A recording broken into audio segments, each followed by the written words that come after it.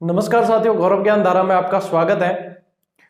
कल की क्लास नहीं आ पाई थी, उसका कारण मैंने आपको बता दिया था टेलीग्राम पे भी और यूट्यूब चैनल की कम्युनिटी टैब में भी। हमारे देश को एक अपूर्णीय क्षति पहुंची है स्वर्गीय विपिन जी रावत के रूप में, जो सीडीएस थे हमारे।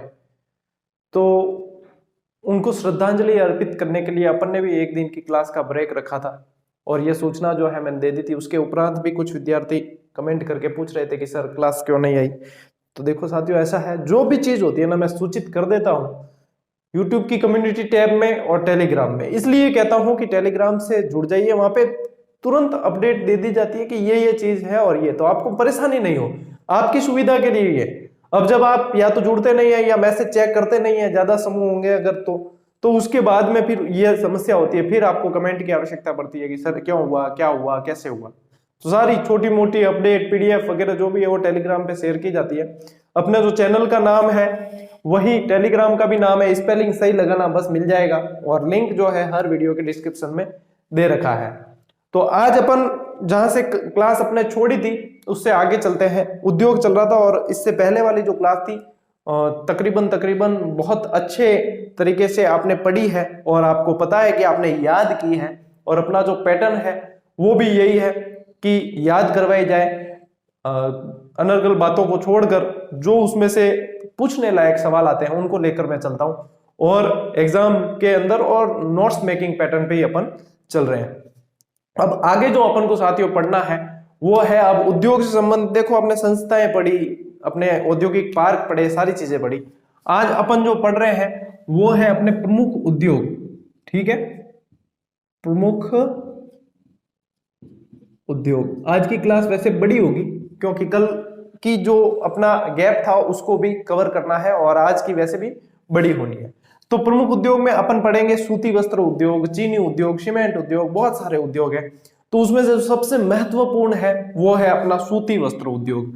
तो आज का अपना जो सबसे पहला उद्योग जो अपन को पढ़ना है वो है साथियों सूती वस्त्र उद्योग। अब सूती वस्त्र उद्योग में देखो सवाल कैसे बनते हैं, क्या चीजें समझनी है, किस तरीके से एग्जामिनर सवाल बनाता है, वो सारी चीजें। सूती वस्त्र उद्योग सबसे पहला ही ये बात ध्यान रखना कि ये अपने राजस्थान का सबसे संगठित, सबसे प्राचीन, देखो सबसे प्राचीन उद्योग है। ठीक है, सबसे पुराना है, सबसे प्राचीन, सबसे संगठित, सबसे संगठित, साथ साथ में नोट्स बनाते जाना, सबसे संगठित और सर्वाधिक रोजगार देने वाला, सर्वाधिक रोजगार देने वाला। अब देखो मैं आपके लिए पहले से मतलब ये सारी चीजें लिख कर रखता हूं ना, तो आपको सिर्फ समझानी होती है मुझे। अब जैसे इस क्लास में अपन साथ साथ चल रहे हैं तो देखना यहाँ पे ये टाइम खींचती है क्लास। फिर कुछ विद्यार्थी कहते हैं ना सर आप पहले से लिख के रखते हो और फिर बाद में पढ़ा देते हो ऐसे, तो उसके पीछे आपका ही फायदा है, मेरा कुछ भी फायदा नहीं है। यदि मेरी कमांड नहीं होती इस पर और मुझे याद नहीं होता, वैसे भी ये देखा जाए मुझे याद करने की आवश्यकता नहीं है, मुझे याद नहीं करना है, सिलेक्शन आपको लेना है, मुझे लेना नहीं है। तो ये चीजें जो है आप लोगों के वैसे बहुत अच्छा लगता है कि विद्यार्थी ज्यादातर जो है 90% विद्यार्थी चीजें समझते हैं, भावनाएं समझते हैं, लेकिन ये चीजें, चलो आज का ये टॉपिक है जो अपन साथ साथ चलेंगे, वैसे मजा आएगा, वैसे टॉपिक में कोई दो राय नहीं है। तो सबसे पहला पॉइंट अपना क्या है, सबसे प्राचीन है, सबसे संगठित है और सर्वाधिक रोजगार देता है। ये कृषि पर आधारित सबसे बड़ा उद्योग है राजस्थान का। ठीक है ना, कृषि आधारित, कृषि आधारित सबसे बड़ा उद्योग है। ठीक है, ठीक है, चलिए एक और पॉइंट बताऊं। आय की दृष्टि से यह राजस्थान में आय की दृष्टि से दूसरा स्थान रखता है। ठीक है, आय की दृष्टि से दूसरा स्थान। ठीक है, तो पहला कौन सा है ये भी ध्यान रखना। पहला जो है वो रत्न आभूषण है, रत्न और आभूषण, ये पहला है, रत्न आभूषण पहला है। तो ये आए कि ये तीन फैक्ट आपके सामने निकल के आ गए, इनमें से जो भी पूछते हैं तो ध्यान रखना। और कृषि आधारित सबसे बड़ा है। दूसरे नंबर पर पूछते तो आपके चीनी उद्योग आ जाएगा, शक्कर वाला जो है वो आ जाएगा। अब देखो ये चीजें आ गई। अब आते हैं अपन पहली जो है राजस्थान की। यदि राजस्थान से पहले यदि बात की जाए तो भारत की बात यदि की जाए तो भारत की पहली सूती वस्त्र मिल छोटा लिख देता हूं, मिल कौन सी थी? अब देखो यहां पे ये थी आपके 1854 मुंबई, ठीक है। और कावस जी के प्रयासों से, कावस जी इतना नहीं ध्यान रखेंगे तो भी चलेगा, वैसे राजस्थान पे अपने ज्यादा ध्यान देना है अभी। तो ये 1854 है। अब इसमें विद्यार्थी कंफ्यूज ये होते हैं कि सर हमने कलकत्ता पढ़ा है और 1819 1820 ऐसा पढ़ा है। तो उसमें बता दूं साथियों वो असफल प्रयास थे और ये सफल प्रयास है। तो 1854 मुंबई वाला जो सफल प्रयास है इसको अपने पहले में देखना है, और यदि वो आ जाता है तो उसका भी मैंने आपको बता दिया वो असफल प्रयास था, इसलिए उसको अपन नहीं पढ़ते हैं। तो ये 1854 मुंबई के अंदर सबसे पहली वस्त्र मिल पूरे भारत की यदि बात की जाए तो ये थी। अब बात करते हैं राजस्थान की, कि राजस्थान की पहली, यही है पूरी लाइन, ठीक है। अब राजस्थान की पहली जो थी इसका सन ध्यान रखना 1889, ठीक है, ब्यावर के अंदर। और द कृष्णा मिल, और ये जो थी साथियों ये दामोदर दास राठी के प्रयासों से, दामोदर दास राठी के प्रयासों से 1889 में ब्यावर के अंदर द कृष्णा मिल्स की स्थापना की गई, और ये राजस्थान की पहली सूती वस्त्र मिल थी। सर्वाधिक कार्यशील हथकरघे कहे जाए तो वो भी इसी के अंदर है, मैं लिखवाऊंगा ये फैक्ट भी आपको, सर्वाधिक कार्यशील हथकरघे ध्यान रखना। अब इसमें ध्यान क्या रखना है कि ये दामोदर दास, देखो ये दामोदर दास राठी जो है ना साथियों, यदि अभी वैसे आपको उसमें हिस्ट्री और कल्चर पढ़ाऊंगा, कई लोग ये समझ रहे हैं कि मैं सिर्फ ज्योग्राफी पढ़ाऊंगा और हिस्ट्री कल्चर नहीं पढ़ाऊंगा, एक दो कल मैसेज भी आए थे, तो उन्हें बता दूं कि जीके कहा है संपूर्ण फर्स्ट पेपर का तो पूरा पढ़ाऊंगा, हिस्ट्री भी आता है उसके अंदर, आपके ज्योग्राफी आ गई है, कल्चर भी आएगा, सारी चीजें जो है कवर करने की मैं कोशिश कर रहा हूं। अपन बिल्कुल व्यवस्थित रूप से नियमित चल रहे हैं, कोई समस्या ही नहीं, अभी विज्ञप्ति नहीं आई है, अभी जो तैयारी कर रहे हैं ना बहुत बढ़िया तैयारी होगी, इसलिए इस नियमितता को बना के रखना। और आपको ये बता दूं कि आप जो रेगुलर अभी तैयारी कर रहे हो, चाहे क्लासेस से कर रहे हो, चाहे आप बुक से पढ़ रहे हो, कैसे भी पढ़ रहे हो, जरूरी नहीं है कि आप मैं बता रहा हूं वही बुक्स, किसी भी बुक से, यानी आप पढ़ रहे हो कुल मिलाकर, अपना उद्देश्य अंतिम लक्ष्य जो है वो पढ़ना, ठीक है, और उसके बाद भी अंतिम लक्ष्य है नौकरी लेनी, तो पढ़ रहे हो तो आप बहुत अच्छी पोजीशन में हो। जरूरी नहीं है कि आप मेरी क्लासेस से ही पढ़ो, आप किसी भी क्लासेस से पढ़ रहे हो, किसी भी शिक्षक से पढ़ रहे हो, मैटर नहीं करता है, मैटर करता है कि आप पढ़ रहे हो या नहीं, पढ़ रहे हो तो आप अच्छी पोजीशन में हो, तो यहां पे आपके लिए फायदा है। अब देखो ये दामोदर दास जो राठी है वो स्वतंत्रता संग्राम का भामाशाह कहलाता है, स्वतंत्रता संग्राम का भामाशाह कौन? दामोदर दास राठी, ठीक है ना, ये कौन है? दामोदर दास राठी है, दामोदर, ठीक है, ये ध्यान में रखना, दामोदर दास राठी स्वतंत्रता संग्राम का भामाशाह है। एक भामाशाह से संबंधित और प्रश्न आता है 1857 की क्रांति का भामाशाह, ठीक है, ये तो स्वतंत्रता संग्राम का, 1857 की क्रांति का, थोड़ी सी मैं क्लास को लिंक कर रहा हूं, ध्यान देना इसमें। 1857 की क्रांति का जो भामाशाह था साथियों वो था आपके अमरचंद भाटिया,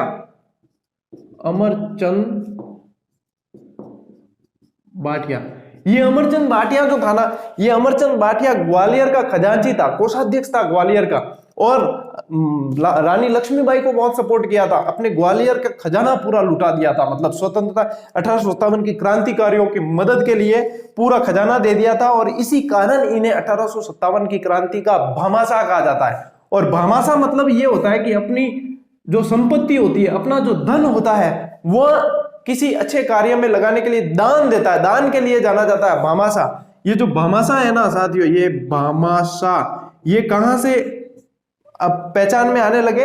महाराणा प्रताप से।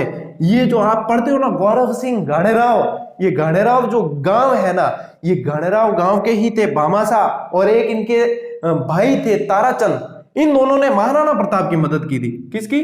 महाराणा प्रताप की।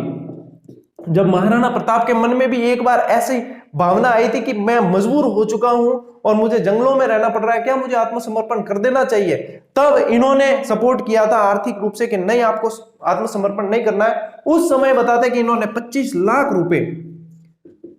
लाख रुपए और 2000 सोने की असफियां, 2000 स्वर्ण असरफियां दी थी। ठीक है, स्वर्ण मुद्राएं, स्वर्ण असरफियां कह दूं तो ये मतलब इनकी पूरी जो सेना थी उस सेना का वहन किया था इन्होंने, लगभग 10 साल के करीब तक इन्होंने वहन कर सकते थे, इतनी संपत्ति थी ये।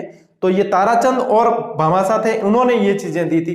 तो ये इसलिए भामाशाह जहां भी बात आती है तो दानशीलता के कारण जाना जाता है। तो ये दामोदर दास राठी से आए थे, अपन ने थोड़ा सा लिंक किया, क्यों दामोदर दास राठी स्वतंत्रता संग्राम का भामाशाह कहा जाता है और यहाँ 1857 की क्रांति का। ये दोनों चीजें मुझे बतानी इसलिए जरूरी थी क्योंकि इसमें और इसमें काफी लोग कंफ्यूज होते हैं कि सर ये भी, क्योंकि ये स्वतंत्रता के लिए, ये भी स्वतंत्रता के लिए, लेकिन लैंग्वेज का फर्क है और लैंग्वेज के फेर से पूरे उत्तर चेंज हो जाते हैं। तो ये चीज है, इसको ध्यान में रखें। इसको थोड़ा सा मैं मिटा देता हूं क्योंकि अपने को उद्योग पे आना है वापस। ये थोड़ा सा अपन कल्चर की तरफ चले गए, हिस्ट्री की तरफ चले गए, ठीक है ना।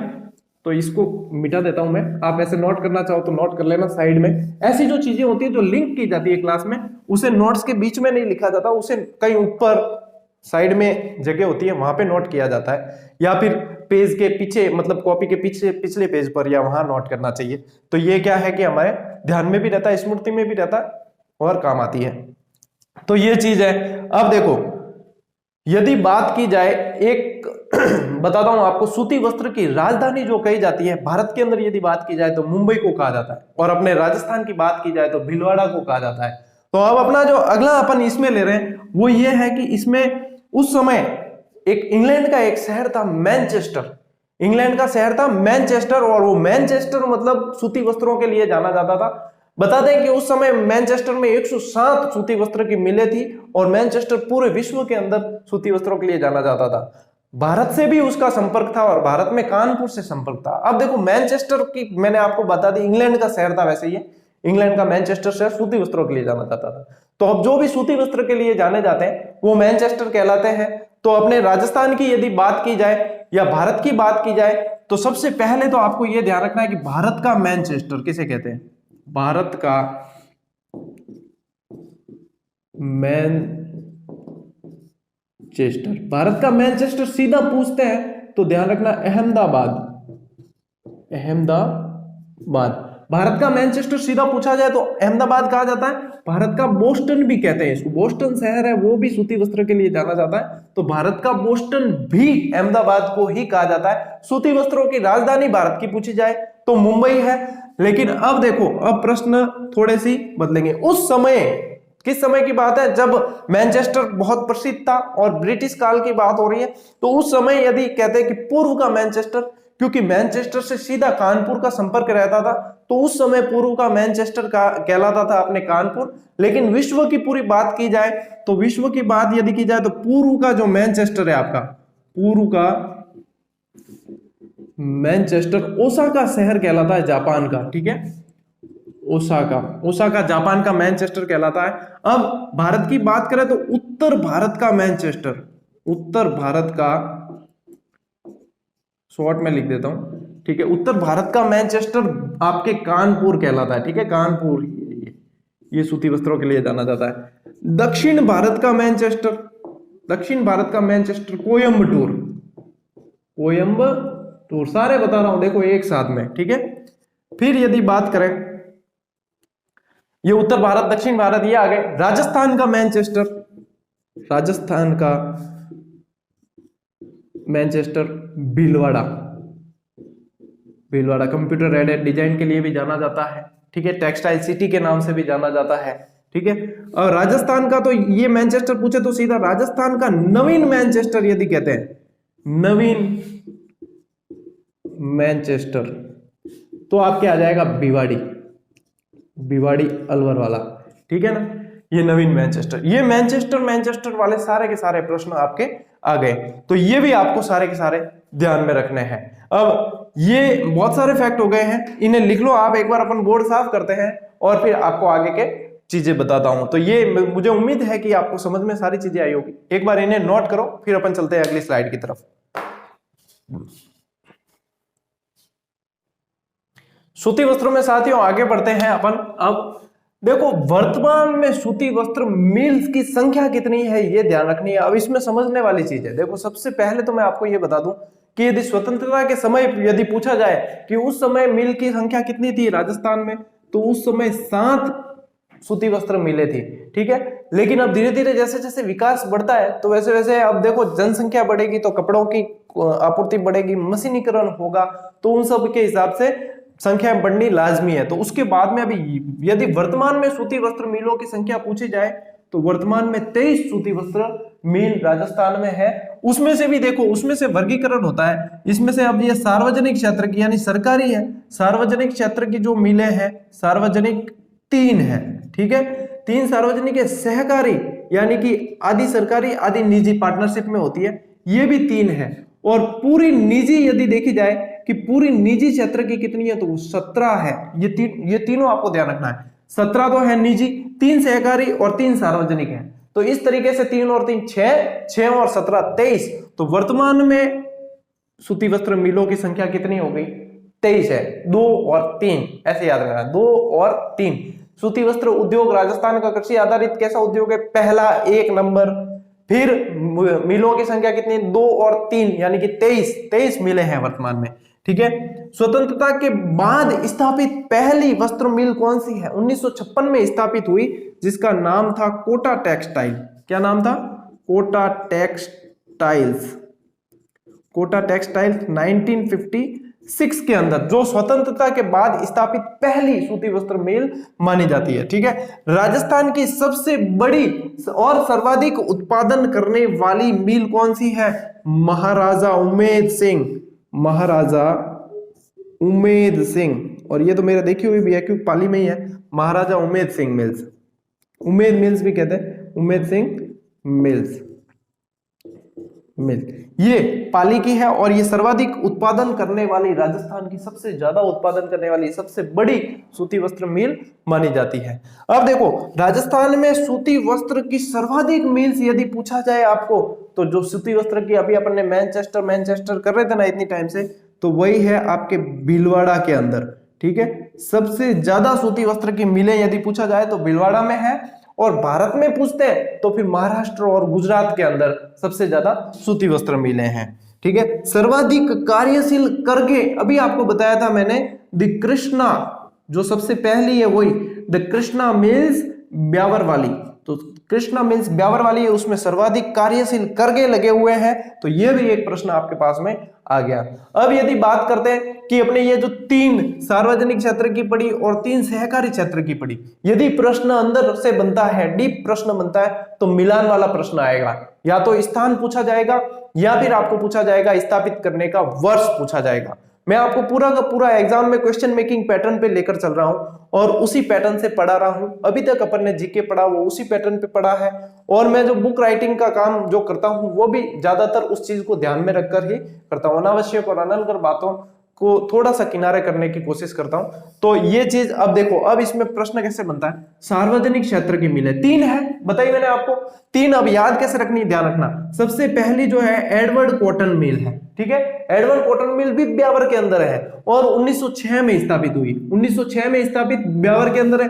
महालक्ष्मी कॉटन मिल ये भी सार्वजनिक, देखो ये तीनों जो है सार्वजनिक क्षेत्र की है, ये ध्यान रखना है। फिर ये तीनों मैं बताऊंगा वो आपके सहकारी क्षेत्र की है।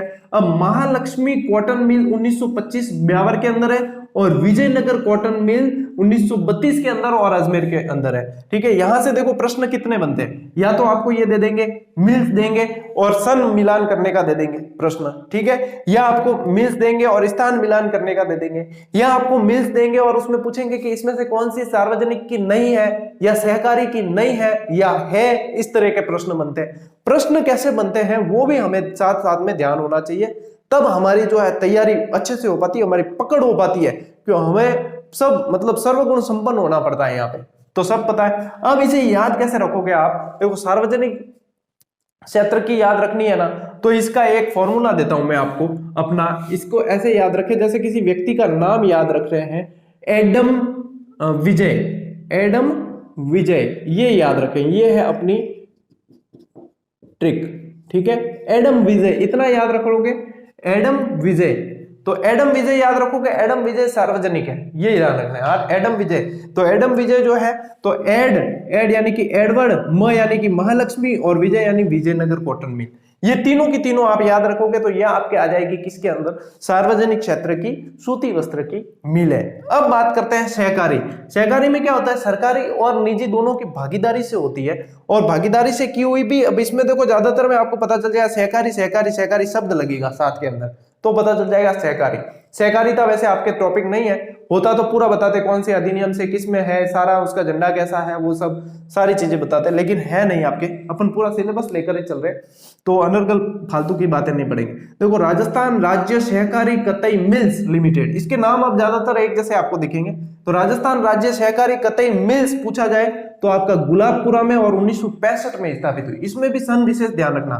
श्री गंगानगर सहकारी कतई मिल्स, नाम श्री गंगानगर सहकारी कतई मिल्स आया है, लेकिन सन है आपके 1978, तो आपको हनुमानगढ़ ध्यान में रखना है। और 1981 आता तो गंगापुर भीलवाड़ा ध्यान में रखना होता, ठीक है। गंगापुर कहां है, भीलवाड़ा के अंदर, गंगापुर भीलवाड़ा, गंगापुर भीलवाड़ा है। गुलाबपुरा भी भीलवाड़ा है, गुलाबपुरा भी कहां है, भीलवाड़ा, ठीक है, ये भी भीलवाड़ा है और ये भी भीलवाड़ा है। ये हनुमानगढ़ वाली आपको सिर्फ ध्यान रखनी है 78 के अंदर है, हनुमानगढ़ वाली 78 में है, बाकी 65 वाली और 81 वाली दोनों की दोनों भीलवाड़ा में है, एक गंगापुर के अंदर है, एक गुलाबपुरा के अंदर है, ठीक है। यानी कि ये ध्यान रखना ना, ग से जो आएगी वो तो है आपके भीलवाड़ा के अंदर, और आपकी जो आएगी जो आपके हनुमानगढ़ यानी कि ह वाली आएगी वो आपके 78 के अंदर है, वो आपके हनुमानगढ़ के अंदर है। सन से ध्यान रखना पड़ेगा यहाँ पे आपको, 1978 हनुमानगढ़ है, 1981 आपके गंगापुर भीलवाड़ा के अंदर है, और 1965 गुलाबपुरा भीलवाड़ा के अंदर है। ये आपकी होगी सहकारी क्षेत्र की मिलें होगी, ये आपकी होगी सार्वजनिक क्षेत्र की मिलें, और इनके इर्द गिर्द जो सवाल बनते हैं राजस्थान के अंदर, पहले जरूर ध्यान रखना, द कृष्णा मिल्स दामोदर दास राठी के प्रयासों से स्थापित की गई, और बाकी ये सारी चीजें हैं। अब पीछे बची अपने 17 निजी। अब 17 निजी में मुझे सिर्फ आपको नाम बताने हैं और उनके स्थान बताने हैं, तो यहाँ पे अभी मैं बताऊंगा और फिर आपको आखिर में नोट करने हैं, तो अपन यहाँ पे समय जाया नहीं करेंगे। मैं ऐसा करूंगा कि टेलीग्राम पे आपको 17 की 17 मिल्स जो है मेरे पास लिखी हुई है, और मैं उसका फोटो शेयर कर दूंगा, आप उसमें से देखकर अपने नोट्स में लिख लेना। वैसे जो है बुक में ऐड की है पूरी 17 मिल्स, तो वहां पे भी आपको मिलेगी, लेकिन फिर भी मान लो कोई विद्यार्थी बुक नहीं लेता है और उसको आवश्यकता नहीं है, तो उसके लिए भी मतलब बाध्यता नहीं हो, उसे भी कंटेंट मिले, तो इसलिए मैं टेलीग्राम पे डाल दूंगा, और टेलीग्राम पे आप देखकर, ये पूरी 17 मेल्स है, यहाँ पे मैं लिखूंगा फिर आप लिखोगे देखकर, अपनी क्लास को कंटिन्यू रखते हैं इसको, और ये चीज आप वहां से नोट कर लेना। अब कोई कहे सर मैं टेलीग्राम मत नहीं हूं, देखो आज की आवश्यकता जो है उसके साथ में चलना पड़ता है, आपकी आवश्यकता के अनुसार आपको टेलीग्राम पर आना चाहिए, वहां पे फालतू की बातें नहीं होती, सिर्फ काम की चीज है अपने वो देखने हैं, और बस इसलिए वहां पे तो नहीं है, तो क्या 5 मिनट लगते हैं इंस्टॉल करने में आईडी बनाकर और ज्वाइन हो जाना। इस क्लास के डिस्क्रिप्शन में भी लिंक दे दूंगा, और गौरव ज्ञान धारा नाम से भी सर्च करोगे ना आप, सीधा ही GOU लगाना, GAU मत लगाना, GOURAV, और गौरव ज्ञान धारा नाम से सर्च करोगे आपको मिल जाएगा, ज्वाइन हो जाना। उसमें काफी सारी चीजें मैं बीच बीच में अपडेट वगैरह डालता रहता हूं, तो ये चीज नोट करो, और अपन चलते हैं अब अगले उद्योग की तरफ।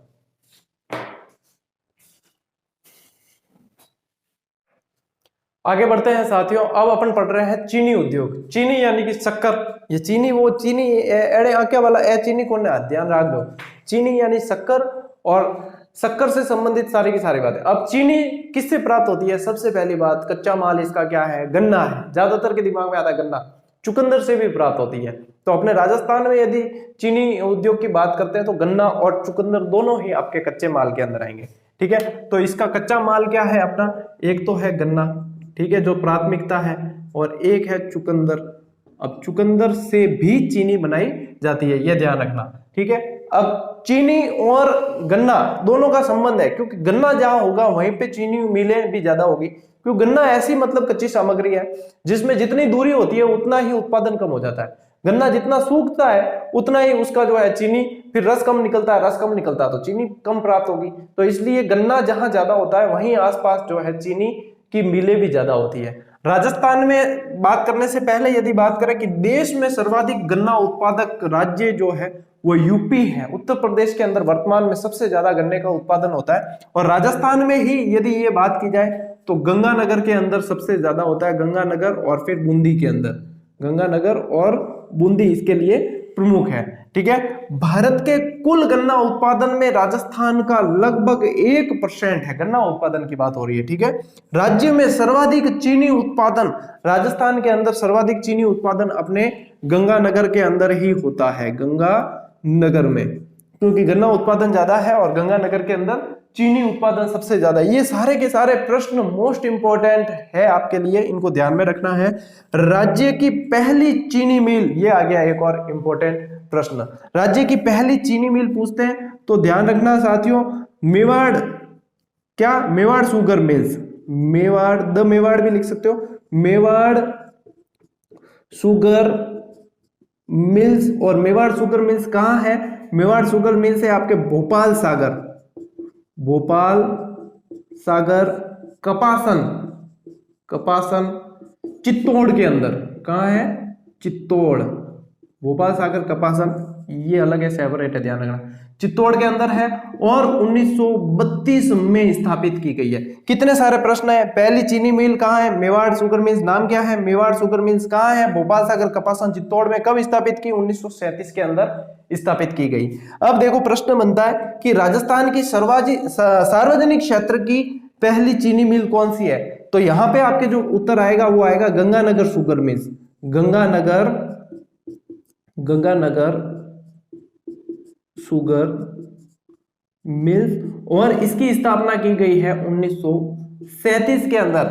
ये जो गंगानगर शुगर मिल्स है ना, इसको तो आपको बहुत विशेष तौर पर ध्यान में रखना है, क्योंकि यहाँ पे गन्ना के अलावा चुकंदर से भी चीनी बनती है। ठीक है, गन्ने से तो बनती है, गन्ना और चुकंदर दोनों से चीनी बनती है।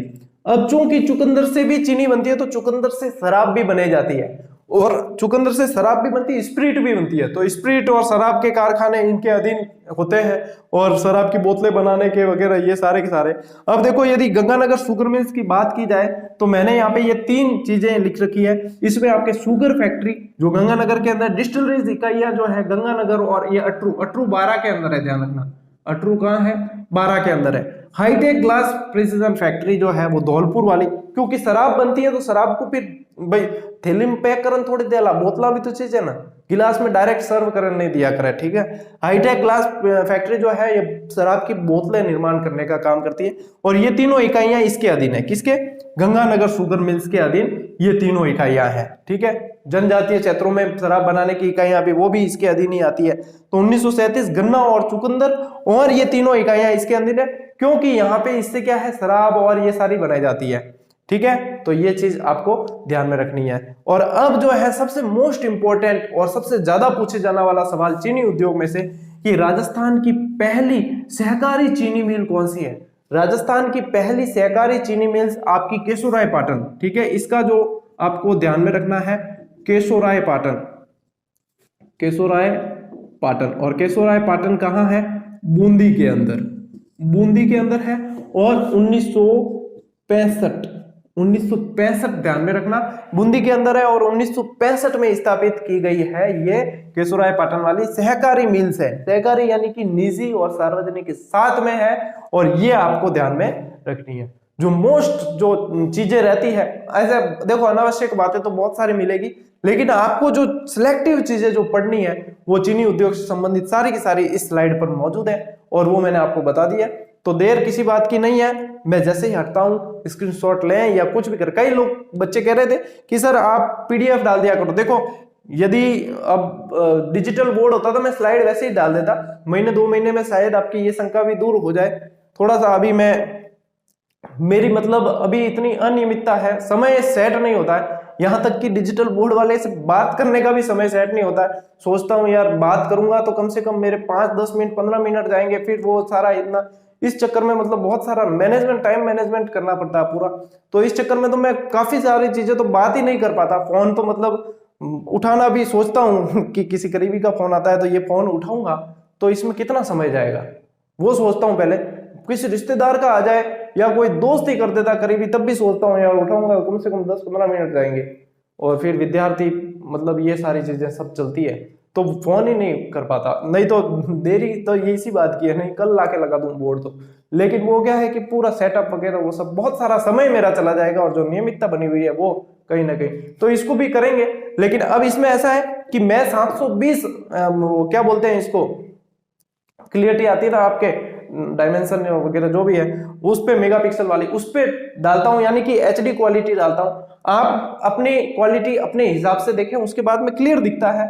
मोबाइल को रोटेट करके देखें क्लास को, तो रोटेट करके देखोगे तो आपकी समस्या बिल्कुल भी नहीं होगी, एकदम क्लियर दिखेगा, क्रिस्टल क्लियर, क्या नहीं क्रिस्टल क्लियर दिखेगा। ठीक है, तो ये चीज है जो मतलब कुल मिला के आपको जो कंटेंट है, आप देखो क्लियरिटी, ये सारी चीजें तो मतलब मैं सॉल्व नहीं कर सकता कि सर मेरे तो स्लाइड सही कौन दिखे, हजारों लोग पढ़ रहे हैं, एक आधे को मतलब स्लाइड सही नहीं दिखे, यानी कि उसकी प्रॉब्लम है वहां, वो सॉल्व उसी को करनी है। गुरुजी तेरे मतलब स्लाइड वहां सही करे कौन, कि भैया ई क्वालिटी में ट्राई कर, ई क्वालिटी में ट्राई कर, ये सब आपको ही करना है। आज छोटी छोटी बातें, गुरुजी पानी पीवा जाऊं, पेशाब करवा जाऊं, ए बच्चा पूछे नहीं प्राथमिक में, प्राइमरी में घणे पूछे बच्चा, एडी एडी बातें थे करो रे, थे मतलब नौकरी भर्ती की तैयारी करो, थोड़ा तो खुद मतलब आत्मनिर्भर हो जाओ।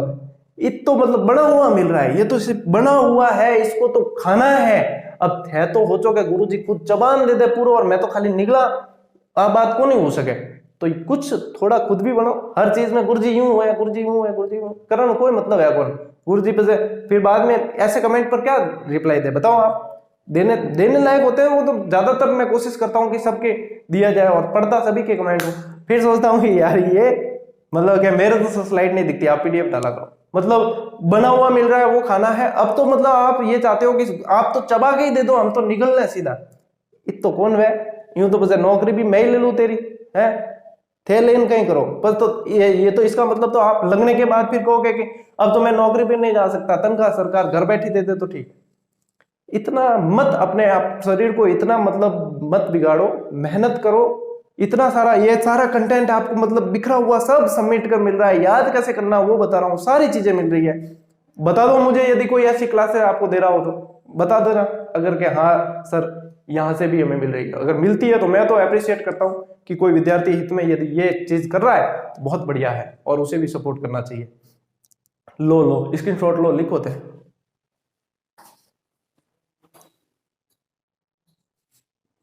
अगले उद्योग की तरफ साथियों बढ़ते हैं अपन।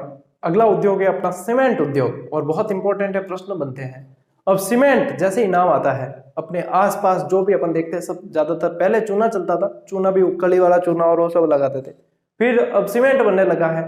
सीमेंट भी जो है पहले बहुत पहले खोज हुई थी, और मतलब उसका खोज भी कैसे हुई, इसके पीछे एक कहानी है। जोसेफ नाम का एक व्यक्ति था, 1824 की बात है, पोर्टलैंड शहर के अंदर, इंग्लैंड का पोर्टलैंड शहर है, वहां पे बताते कि वो गडरिया था और भेड़े चराने जाता था अपनी, वो पानी की बोतल ले जाता था, साथ में पानी का पात्र ले जाता था। पानी का पात्र कहीं किसी चट्टान के आसपास कहीं पे गिर गया, वो पानी जो है मतलब वो जैसे मिट्टी में गिरा, वहां की मिट्टी बहुत कठोर हो गई, एकदम थोड़ी सी सूखते ही वो कठोर हो गई। तो उसने देखा कि यहाँ पे ऐसा क्या है, फिर वहां के आसपास के चट्टानों वगैरह का उसने निरीक्षण किया, तब बाद में उसे पता चला कि ये जो शिला है, वहां जो चट्टानें थी, ये कुछ ऐसी चट्टानें हैं जिसकी वजह से ये कड़क हो जाती है। फिर ऐसे करके और उसका आविष्कार हुआ। तो लगभग 1824 की बात बताते हैं, पोर्टलैंड शहर इंग्लैंड का, वहां पे इसकी खोज हुई, और फिर बाद में ये सब अंदर चीजें वगैरह मिलाते हैं। अब ज्यादातर आप सभी को वैसे पता है, और ये साइंस का वैसे टॉपिक हो जाता है कि सीमेंट कैसे बनता है, चूना पत्थर है, क्ले है, ये सारी चीजें मिलाई जाती है। सीमेंट के अंदर एक महत्वपूर्ण चीज मिलाई जाती है जिसे कहते हैं जिप्सम। अब जिप्सम मिलाते हैं, जिप्सम मिलाने का भी कारण है, जिप्सम नहीं मिलाए तो क्या सीमेंट नहीं होगा, वो सीमेंट होगा, लेकिन मिलाते क्यों है? जिप्सम मिलाने का कारण यह होता है कि वह गीला जब सीमेंट होता है तुरंत जमे नहीं तो वो गीला गीला ही मतलब ठोस हो जाता है, कड़क हो जाता है, तो वो जमे नहीं, सूखने के बाद में जमे, इसलिए उसके अंदर जिप्सम मिलाया जाता है। तो ये जिप्सम की और जहां अधिकता होती है वहीं पे सीमेंट की भी अधिकता होती है।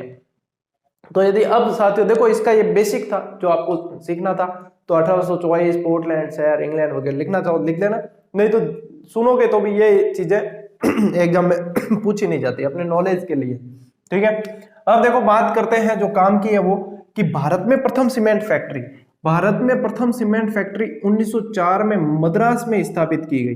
अब मद्रास में ये जो सीमेंट बनता था ना, ये सीपीओ से बनता था, सीपी से बनता था मद्रास के अंदर सबसे पहले। तो ये ध्यान रखनी है। भारत की सबसे पहली बात करें तो सबसे इंपॉर्टेंट तो अपनी है कि राजस्थान में सबसे पहली सीमेंट फैक्ट्री जो थी वो लाखेरी बूंदी के अंदर।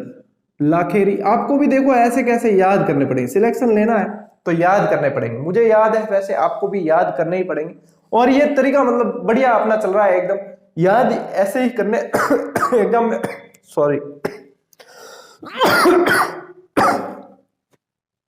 कौन याद करे, या तो थे स्टूडेंट ही याद करो, ठीक है। लाखेरी बूंदी के अंदर है और 1915। अब जैसे ये मैंने सन लिखा 1915, तो कई लोगों ने अलग अलग पढ़े, किसी ने 1913 पढ़ा, किसी ने 1915 पढ़ा, किसी ने 1917 पढ़ा।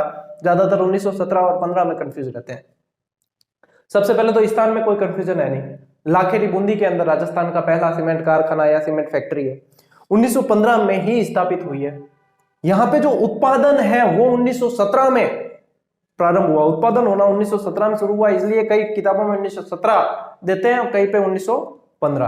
अब कई बार तो है ना, ये एग्जाम लेने वाले, जैसे मैंने पुरुष साक्षरता वाला टेलीग्राम पे डाला था, तो मतलब कई किताबें ये देती है, ये देती है। कई बार तो एग्जाम लेने वाला आयोग भी कंफ्यूज किया जाता है कि यार है क्या सही, फिर लास्ट में कोई ठाले नहीं पड़े, प्रश्न डिलीट कर दे या बोनस दे दे, ये तो चलते ही रहता है सारा। तो ये जो है अनियमित, ये जो मतलब ऐसी चीजें चलती है, ये स्टूडेंट के साथ भी चलती है, टीचर के साथ भी चलती है, बुक्स के साथ भी चलती है और आयोग के साथ भी चलती है। ये विडंबना है एक प्रतियोगी परीक्षा की, जिसे हमें साथ में लेकर चलना होता है। तो अभी जो है वो आपको ये ध्यान रखना है कि 1915 के अंदर और लाखेरी बूंदी के अंदर, और इंपॉर्टेंट प्रश्न है, सबसे पहला सीमेंट फैक्ट्री, सबसे पहली सीमेंट फैक्ट्री या सबसे पहला सीमेंट कारखाना। अब बात करें कि सीमेंट उत्पादन में प्रथम के अंदर देखो अलग अलग चलेगा। प्रथम में यदि बात करें, विश्व की बात करें, ठीक है, प्रथम में यहां लिख देता हूं मैं, विश्व में प्रथम बात करें तो चीन है, ठीक है। भारत में प्रथम की बात करें तो आपका राजस्थान ही है, राजस्थान। और राजस्थान में प्रथम की बात करें राजस्थान में प्रथम की बात करें तो आपके सर्वाधिक सीमेंट के अंदर आपके जाता है चित्तौड़गढ़। चित्तौड़गढ़ सबसे ज्यादा सीमेंट। तो विश्व में चीन में, फिर राजस्थान और फिर चित्तौड़गढ़। इस तरीके से ये आपको तीनों ही ध्यान रखना है। तो ये हो गया उत्पादन में प्रथम सीमेंट की बात की जाए तो। फिर प्रश्न बनता है राजस्थान में सर्वाधिक सीमेंट उत्पादन। देखो पहला तो था लाखेरी बूंदी, सर्वाधिक सीमेंट उत्पादन जो है आपका वो निम्बाहेड़ा, निम्बाहेड़ा चित्तौड़ निम्बाहेड़ा, हाँ चित्तौड़ के अंदर ही है, ठीक है। कमेंट आए थे कुछ एक, वो उसमें निम्बाहेड़ा मैंने बताया था जब बहुराष्ट्रीय कंपनियां, तो वो उदयपुर संभाग कहना था मुझे, और वहां पे सिर्फ उदयपुर बोल दिया था, वो कंफ्यूज हुए थे। ध्यान रखें चित्तौड़ जिला है और उदयपुर संभाग है, कंफ्यूज होने की आवश्यकता नहीं। निम्बाहेड़ा जग जाहिर है, सभी जानते हैं कि निम्बाहेड़ा कहाँ है, चित्तौड़ के अंदर है। तो ये सर्वाधिक उत्पादन के लिए जाना जाता है। राजस्थान में सबसे बड़ी सीमेंट फैक्ट्री, अब यहाँ सबसे बड़ी सीमेंट फैक्ट्री का तात्पर्य क्षेत्रफल की दृष्टि से सबसे बड़ी, क्षेत्रफल की दृष्टि से देखो बड़ा है यानी सम्मान देना पड़ेगा, सम्मान देंगे तो श्री लगाना पड़ेगा। तो श्री सीमेंट, सबसे बड़ी सीमेंट फैक्ट्री कौन सी है, श्री सीमेंट है। एक बार इसे ऊर्जा संरक्षण के मामले में गोल्डन पिकॉक अवार्ड भी मिला हुआ है, ये चीज भी आप ध्यान में रख लेना। तो श्री सीमेंट, मैंने हालांकि ये श्री सीमेंट फैक्ट्री देखी हुई है, और श्री सीमेंट फैक्ट्री मतलब बहुत भव्यता है, अंदर मंदिर भी बने हुए हैं और बहुत कॉलोनी वगैरह शानदार है, एकदम फर्स्ट क्लास बनी हुई है। आनंद आता है देखकर कि वास्तव में बढ़िया चीज है। तो श्री सीमेंट सबसे बड़ा, क्षेत्रफल की दृष्टि से सबसे बड़ा सीमेंट कारखाना। सबसे कम उत्पादन सीमेंट की यदि बात की जाए तो श्री राम सीमेंट, श्री राम कोटा के अंदर सबसे कम सीमेंट का उत्पादन किया जाता है। अब देखो व्हाइट सीमेंट की बात करते हैं, व्हाइट सीमेंट भी आता है। ब्लैक सीमेंट तो अब सब जैसे घरों की चुनाई वगैरह उसमें होती है, और व्हाइट सीमेंट महंगा पड़ता है क्योंकि व्हाइट सीमेंट अलग से निर्माण होता है। व्हाइट सीमेंट के अंदर आपको अलग से पढ़ना है, व्हाइट सीमेंट ज्यादा लोड लेने की आवश्यकता नहीं है। 3 फैक्ट पढ़ने हैं आपको कि सफेद सीमेंट का प्रथम कारखाना कहाँ था। सीधी सी बात अपने गोटन के अंदर, ठीक है, जेके व्हाइट सीमेंट है। गोटन कहाँ है, नागौर के अंदर है, गोटन नागौर के अंदर अपने सफेद सीमेंट का सबसे पहला जेके व्हाइट सीमेंट था। सफेद सीमेंट का सर्वाधिक, अच्छा किसी में सीमेंट की मैंने छोटी मात्रा लगी, किसी में बड़ी मात्रा लगी, कंफ्यूज हो तो ना, हिंदी की क्लास नहीं है, चलता है, अपने सिर्फ कंटेंट पे ध्यान देना। हाँ, सफेद सीमेंट का सर्वाधिक उत्पादन कहाँ होता है, सर्वाधिक उत्पादन होता है साथियों आपके खारिया खंगार।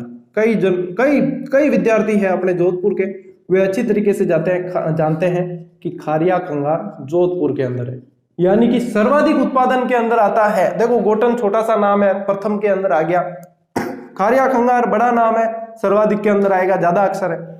सर्वाधिक जो सीमेंट उत्पादन की बात करें खारिया खंगार जोधपुर पहला, यहाँ पे बिरला व्हाइट सीमेंट, खांसी कैसे स्टार्ट होगी।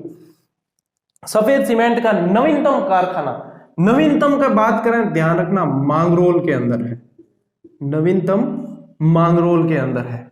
इसको मैं थोड़ा सा कंफर्म कर लेता हूं आपके, हाँ नवीनतम कारखाना आपके मांगरोल के अंदर है, सफेद सीमेंट का नवीनतम कारखाना। तो 3 फैक्ट आपको ध्यान रखना है, सफेद सीमेंट का प्रथम कारखाना, सफेद सीमेंट का सर्वाधिक उत्पादन और सफेद सीमेंट का नवीनतम कारखाना। हालांकि ये नवीनतम वाला इतना प्रश्न महत्वपूर्ण नहीं है जितने ये दोनों महत्वपूर्ण है, अति महत्वपूर्ण है। ठीक है, अब बात करते हैं कि भविष्य में सर्वाधिक सीमेंट उत्पादन की संभावना राजस्थान के कौन से जिले में देखी जा रही है या कौन से जिलों में देखी जा रही है। सबसे ज्यादा भविष्य में सीमेंट उत्पादन की संभावना देखी जा रही है वो आपके है जैसलमेर के अंदर। ठीक है, जैसलमेर, और उसके बाद यदि बात की जाए तो बाड़मेर। तो सबसे ज्यादा सफेद सीमेंट की संभावना जैसलमेर के, और जैसलमेर में भी किस कारण देखी जाती है, जैसलमेर में जिप्सम के कारण। जैसे जैसलमेर और जैसे ही जिप्सम, जिप्सम की अधिकता के कारण जो है जैसलमेर में भविष्य में संभावनाएं सबसे ज्यादा देखी जा रही है सीमेंट से संबंधित। तो सीमेंट से संबंधित उद्योगों में आप क्या समझते हो, ज्यादा कोई गहराई में इतना ही नहीं जाते हैं। हाँ, अब जो है कुछ कारखाने, जैसे अपने सूती वस्त्र मिल की बात की थी, उसी तरीके से सीमेंट उद्योग में भी कुछ प्रश्न ऐसे बनते हैं जो आपको सिर्फ कारखाने ध्यान रखना है कि कौन सा कहाँ है। जैसे मंगलम, मोडक वगैरह जो भी है कारखाने में आपको बता दूंगा। ये दोनों, एक तो सूती वस्त्र मिल वाले और एक आपके सीमेंट उत्पादन वाले, ये दोनों कारखाने, क्योंकि इसकी संख्या ज्यादा है और मुझे सिर्फ लिखाना है और आपको उनके स्थान ध्यान में रखना है, तो उसमें ज्यादा इतना समझने लायक नहीं है। वो दोनों की दोनों मैं लिस्ट आपको टेलीग्राम पर जैसे ही मैं फ्री होता हूँ क्लास अपलोड करने के बाद में मैं आपको टेलीग्राम पे अवेलेबल करवा दूंगा। तो इन्हें आप ध्यान से नोट कर लेना, इनको व्यवस्थित बना दो। इसके बाद में एक वीडियो और बनेगा उद्योग का, उसको अपन करेंगे और उसमें उद्योग फिर पूरा कर देंगे। लगभग ज्योग्राफी कंप्लीट होने की तरफ है अपनी, और ज्योग्राफी ही सबसे लंबा पार्ट है आपके फर्स्ट पार्ट के अंदर। उसके बाद में आपके हिस्ट्री, कल्चर वगैरह, उसमें और भी मजा आएगा और व्यवस्थित तरीके से ही पढ़ेंगे अपन। तो ज्योग्राफी पूरे होने के अब बात करते हैं कि जो बुक से संबंधित आप पूछ रहे थे, आज जब ये क्लास आप देखोगे तब शुक्रवार ही होगा। मुझे प्रकाशक महोदय ने शुक्रवार का ही कहा है कि शुक्रवार को मार्केट में अवेलेबल हो जाएगी। जैसे ही मुझे सूचना मिलती है बता दूंगा। शनिवार को अपनी क्लास आएगी नहीं, लेकिन शनिवार को मैं बुक से संबंधित आपको एक वीडियो उपलब्ध करवा दूंगा, गाइड से संबंधित, जो अपनी गाइड आ रही है उसमें मैं आपको बुक की प्राइस, बुक के अंदर का कंटेंट, बुक के अंदर आपके जितने भी सवाल आ रखे हैं सारे देखे मैंने। बुक कहाँ मतलब अवेलेबल कहाँ हो जाएगी, वो वैसे सभी जगह अवेलेबल होगी। तो वो सारी शंकाएं वो पूरा उसके अंदर, और यदि ये नहीं लेते हो तो, या लेते हो, जो भी आपकी शंकाएं, जितने भी सवाल आए थे आपके बुक से रिलेटेड, वो उसका एक वीडियो और उसके आने का जो है वो बता दूंगा कि ये चीज इस तरीके से है, और उससे संबंधित मतलब एक वीडियो आपको सैटरडे की शाम तक, दोपहर बाद, यानी कि दोपहर बाद शाम तक मैं आपको अवेलेबल करवा दूंगा। उसके अनुसार आप देख लेना कि बुक अब मार्केट में लगभग जो है शुक्रवार को देखोगे ये आप वीडियो, तो उस समय लगभग आ चुकी होगी, मैं बता दूंगा। वैसे टेलीग्राम के जरिए बता दूंगा। कुछ विद्यार्थी कह रहे हैं कि सर पीडीएफ डालिए आप बुक से रिलेटेड, कि आपकी बुक की या 8-10 पेज या अलग अलग टॉपिक सारी डाल दूंगा टेलीग्राम पे, वो भी अवेलेबल करवा दूंगा मैं। पीडीएफ भी आपको, कि ये चीज है, कंटेंट है। पीडीएफ की वैसे जरूरत ही नहीं पड़ेगी, आखिर में लेनी है पीडीएफ, देख के क्या करोगे आप, फिर भी मैं अवेलेबल करवा दूंगा। एक झलक तो मैंने वैसे डाल ही दी थी पहले, देख लेना, बढ़िया। और कुल मिला के मैं तो यही कहता हूँ, बुक चाहे कोई भी लो, ये लेते हो या आपके पास में है ऑलरेडी, या कोई भी, जरूरी नहीं है कि मैं बता रहा हूँ वही किताब लेनी है या उसी से सिलेक्शन होगा। सिलेक्शन होगा आपके पढ़ने से, आप कितना पढ़ते हो, कैसे पढ़ते हो, कितना याद रख पाते हो, आपका कितना उसके प्रति समर्पण है, कितना किस तरीके से कितना एफर्ट है आपका, आप लक्ष्य के प्रति कितने समर्पित है, कितना चाहते हैं, ये सारी बातें मायने करती है। बुक जो है वो एक सहारा है साथ में, कि वहां तक लंबे समय तक जाने का एक सहारा, लेकिन बाकी सारे फैक्टर काम करते हैं। तो ये चीज है, बुक के वीडियो में इससे संबंधित और बातें करेंगे। आप पहले इनके ये स्क्रीनशॉट ले लो और नोट कर लो, और साथ साथ में याद करते रहना। मेरे ख्याल से अपनी ज्योग्राफी की क्लासेस बहुत व्यवस्थित चली है और उम्मीद कर रहा हूं और भगवान से प्रार्थना भी करता हूं कि आगे भी अपनी क्लासेस नियमित रूप से ऐसे ही चलती रहे और कोई बाधा न आए इन विद्यार्थियों के लिए और अपनी ऐसे ही क्लासेस चलती रहे। तो लो स्क्रीनशॉट और नोट कर लो। मिलते हैं साथियों अपन अगली क्लास में, तब तक के लिए राम राम, जय हिंद।